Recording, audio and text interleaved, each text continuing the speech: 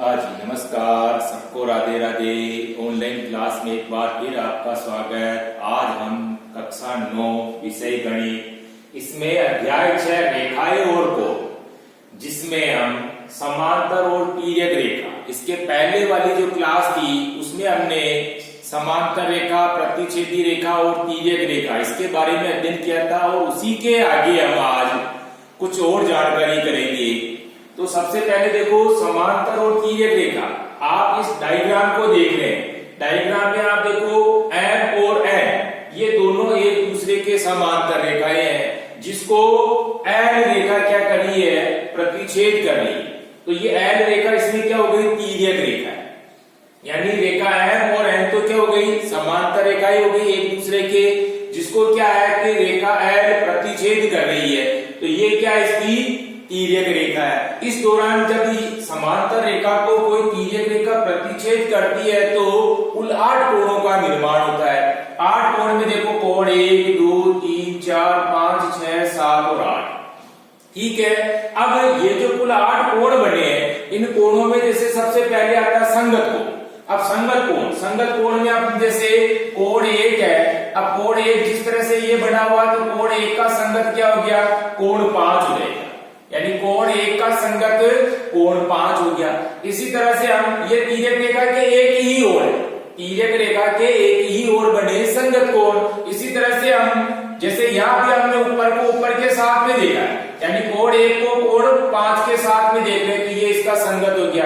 यानी कोण 1 जितना होगा उतना ही कोण 5 होगा। यानी कोण 1 के बराबर कोण 5 संगत कोण। इसी तरह से हम तिर्यक रेखा के एक ही ओर नीचे की तरफ देख रहे हैं। अब नीचे की तरफ देख रहे हैं तो कोण 4 और कोण 8, ये भी एक दूसरे के क्या हो गए, संगत कोण हो गए। यानी कोण 4 का मान जितना होगा उतना ही कोण 8 का मान होगा। संगत कोण आपस में बराबर होते हैं। तो अभी हमने देखा कोण, संगत कोण देखा, ये तिर्यक रेखा के एक ही ओर। अब तिर्यक रेखा के एक ही ओर कोण 1 बराबर कोण 5, कोण 4 बराबर कोण 8 संगत कोण। इसी तरह से हम दूसरी ओर देखते हैं। दूसरी ओर देखते हैं तो पहले उत्तर की तरफ जैसे कोण 2 बना हुआ है, वैसे ही कोण 6 बना हुआ है, तो कोण 2 बराबर कोण 6 हो जाएगा। ठीक है, संगत कोण। इसी तरह से वापस हम नीचे की तरफ देखते हैं। नीचे की तरफ देखते हैं तो कोण 3 बराबर कोण 7, कोण 3 के बराबर कोण 7, यानी जितना कोण 3 होगा उतना ही कोण 7 होगा। ये भी क्या है, संगत कोण। ठीक है, संगत यानी साथ वाली तिर्यक रेखा के एक ओर, पहले ऊपर को ऊपर के साथ देखना, नीचे को नीचे के साथ देखना। इसी तरह से तिर्यक रेखा के विपरीत दूसरी ओर देखते हैं हम, ऊपर को ऊपर के साथ में, नीचे को नीचे के साथ में देखना। तो इस तरह से हम कोण 1 और कोण 5 दोनों एक दूसरे के संगत। इसी तरह से कोण 2 और कोण 6 एक दूसरे के संगत। इसी तरह से कोण 4 और कोण 8 ये भी एक दूसरे के संगत। इसी तरह से कोण 3 और कोण 7 ये भी एक दूसरे के संगत। यानी संगत कोणों का मान हमेशा क्या होता है, बराबर होता है। जितना कोण 1 होगा उतना ही कोण 5 होगा, जितना कोण 2 होगा उतना ही कोण 6 होगा, जितना कोण 4 होगा उतना ही कोण 8 होगा। ऐसे ही कोण 3 और कोण 7 इनका मान भी क्या होगा, बराबर होगा। ठीक है। इसी तरह से एकांतर कोण तिर्यक रेखा के विपरीत जो कोण बनते हैं वो एकांतर कोण कहलाते हैं। ठीक है। अब एकांतर में भी अंतर कोण देख रहे हैं। एकांतर में अंतर कोण जैसे देखो आप, ये तिर्यक रेखा, ये दो समांतर रेखाएं। अब समांतर रेखा को ये तिर्यक रेखा प्रतिच्छेद कर रही है, तो ये तिर्यक रेखा के विपरीत ये देखो आप, कोण 4 और कोण 6, ये दोनों क्या समांतर रेखा, इनके अंदर की तरफ बने हुए। कोण 4 और कोण 5, कोण 3 और कोण 6 ये क्या अंतर कोण है। लेकिन हमारे को पूछा क्या, एकांतर अंतर कोण। तो एकांतर अंतर कोण में क्या हो जाएगा, कोण 4 का एकांतर हो गया कोण 6।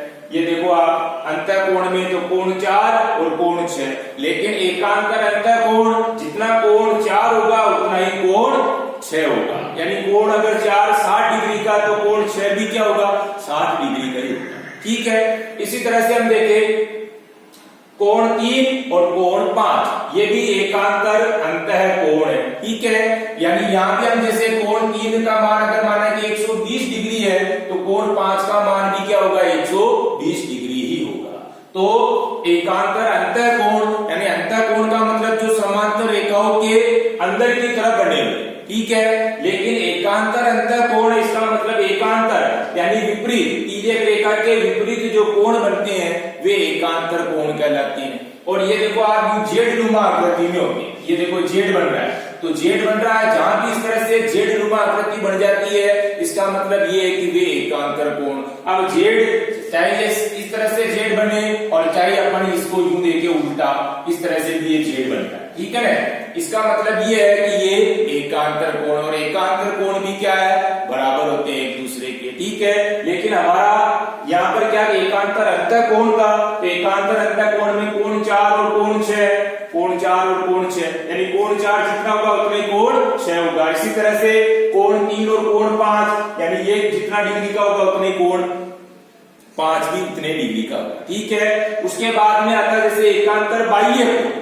अब एकांतर बाह्य कोण, बाह्य का मतलब बाहर की तरफ, जो समांतर रेखा के बाहर की तरफ है।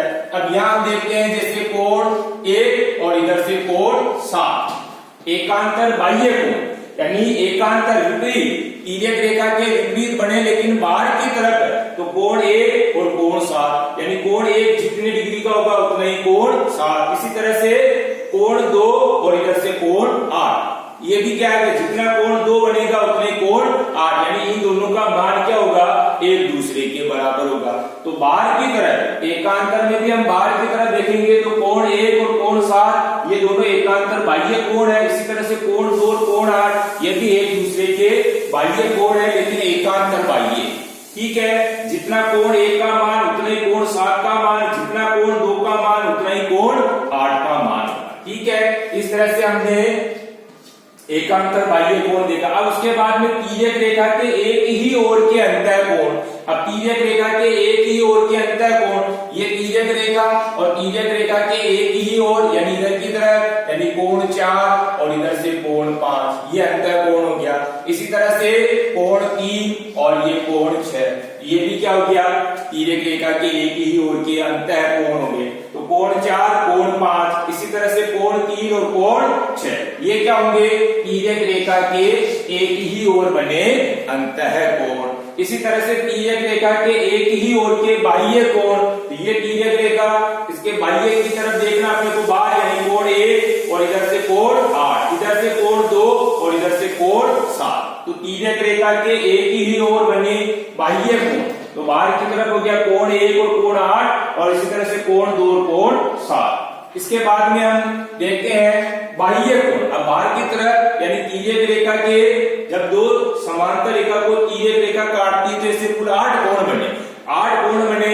उसमें बाहर की तरफ जो कोण बने हुए जैसे कोण 1 बना हुआ है, कोण 2 बना हुआ है, कोण 7 बना हुआ है और कोण 8 बना हुआ है, ठीक है। ये इस तरह से ये बाहर की तरफ बने हुए हैं, इसीलिए ये क्या है कि बाह्य कोण।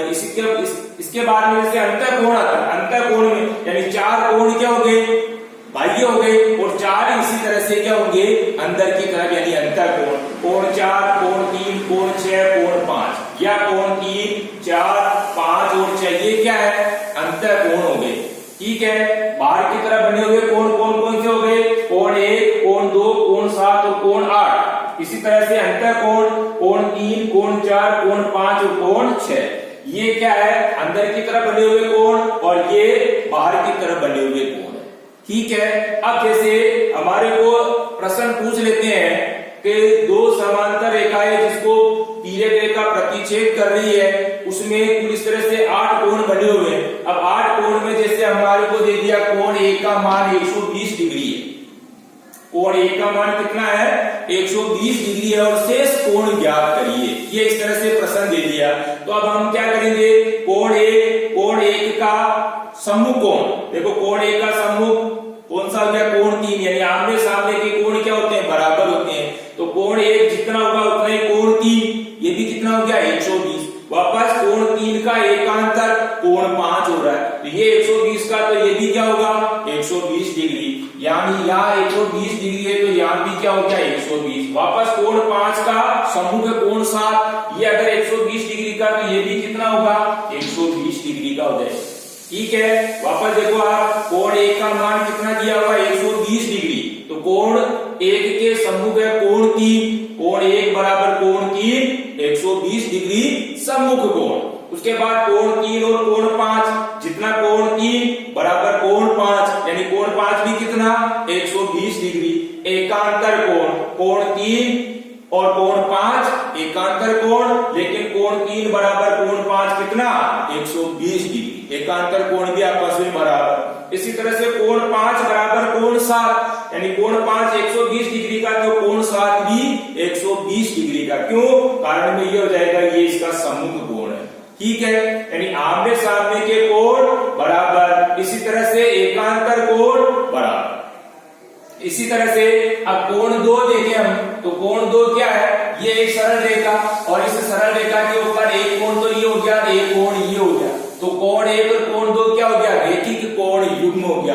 और रेखिक कोण युग्म है, इसलिए इनका योग कितना होता है 180 डिग्री होता है। तब 180 में से एक कोण का मान तो कितना आ रहा, 120 डिग्री आ रहा, तो हम क्या करेंगे 180 में से माइनस करेंगे 120 को, तो यहाँ कितना आ जाएगा, ये 60 डिग्री आ जाएगा। यानी कोण 2 का मान कितना हो गया 60 डिग्री हो गया। अब कोण 2 60 डिग्री का है, तो कोण 4 ये इसका सम्मुख कोण है, तो कोण 2 बराबर कोण 4 60 डिग्री सम्मुख कोण। इसी तरह से कोण 4 और कोण 6, कोण 4 का एकांतर कोण बन रहा है, तो कोण 4 बराबर कोण 6, ये भी कितना हो जाएगा, ये 60 डिग्री का था, तो ये भी कितना हो जाएगा 60 डिग्री हो जाएगा।